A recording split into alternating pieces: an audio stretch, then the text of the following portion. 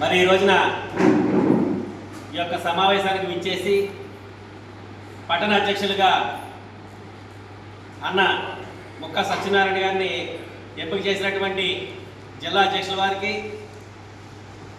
రాష్ట్ర ప్రధాన కార్యదర్శి వనమాల శ్రీనివాసరావు గారికి, నియోజకవర్గ అధ్యక్షులు కొనమడ ముత్యాలరావు గారికి ప్రత్యేకమైనటువంటి ధన్యవాదాలు తెలియజేసుకుంటూ, ఈ యొక్క బాధ్యతల్ని సత్యనారాయణ గారికి 2 సంవత్సరాల పాటు ఈ యొక్క పట్టణాన్ని నమ్మి వారి చేతిలో మరి పెట్టడం జరుగుతూ ఉంది.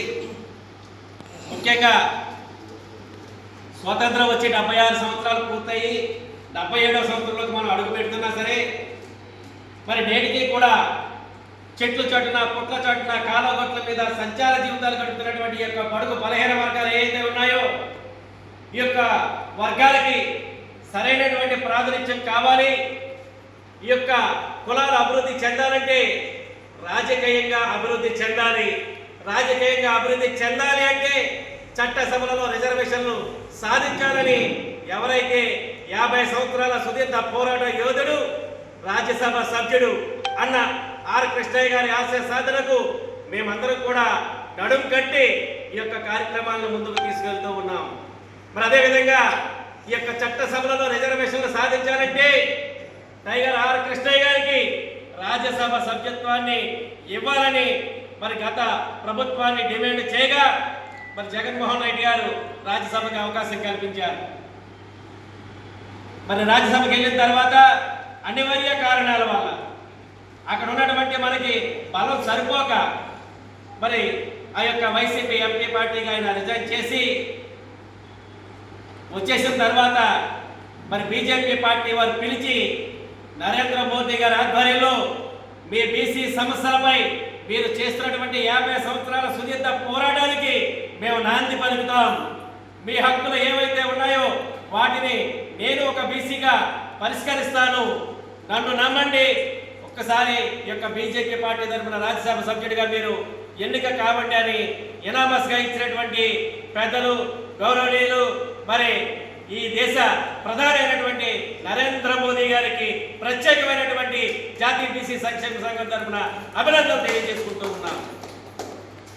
ఏదైతే నా చివరి శ్వాసకు నేను నా జాతి బిడ్డలు ఏదైతే ఉన్నారో వాళ్ళకి చట్టసభలలో రిజర్వేషన్లు సాధించిన తర్వాతే నా జీవి ఇక్కడి నుంచి వెళ్తుందని అన్న ఆర్ కృష్ణయ్య గారు చెప్పారు.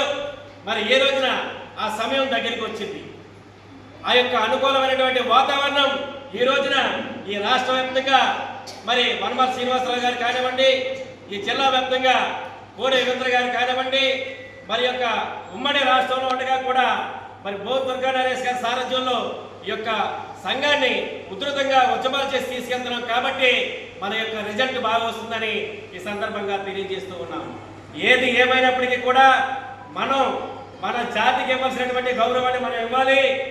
మన భావితరాల బిడ్డలకు మనం రిజర్వేషన్లు కల్పించి వాటిని పరిరక్షించి అప్పచెప్తేనే రానున్న రోజుల్లో మన పిల్లలు ఉన్నతమైనటువంటి విద్యావంతులుగా, ఉన్నతమైనటువంటి రానున్నటువంటి రోజుల్లో కూడా ఉన్నత స్థితికి ఎదగాలంటే ముందు ప్రతి ఒక్కరికి కూడా ఈ రాజకీయ రిజర్వేషన్లు చాలా ముఖ్యమని దాని మీదే పోరాటం చేసినటువంటి ఆర్ కృష్ణయ్య గారికి మేము సంపూర్ణ మద్దతుతోటి ఈ రోజున ఈ రాష్ట్ర వ్యాప్తంగా అన్ని కమిటీలను కూడా పునర్నిర్మించడం జరుగుతుంది.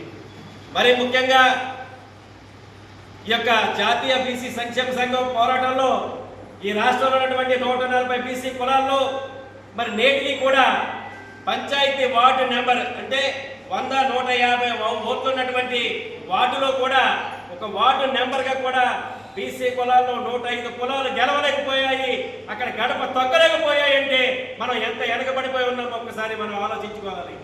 మన సోదరు మనకి నేను పిలుపునిచ్చేది ఒకటి, మనకి కావాల్సింది, మనకి రావాల్సింది ఏదైతే ఉందో ఎవరు మనకి భిక్ష వేయడం కాదు, మనకి రావాల్సినటువంటి న్యాయబద్ధమైనటువంటి వాటా, రాజ్యాంగంలో పొందుపరిచినటువంటి వాటా మనం అడుగుతున్నామే తప్ప ఎవరినో భిక్షగాడి కింద, బోయగాడి కింద మనం అడగట్లేదు అన్నటువంటి విషయాన్ని ఈ సందర్భంగా తెలియజేసుకుంటూ మరి ఈ రోజున మరి జిల్లా అధ్యక్షుల వారు మరి అలాగే రాష్ట్ర ప్రధాన కార్యదర్శి వారి చేతుల మీదుగా ముక్క సత్యనారాయణ గారిని పట్టణ అధ్యక్షులుగా నిర్మించవలసిందిగా కోరుతూ సెలవు తీసుకుంటున్నాను.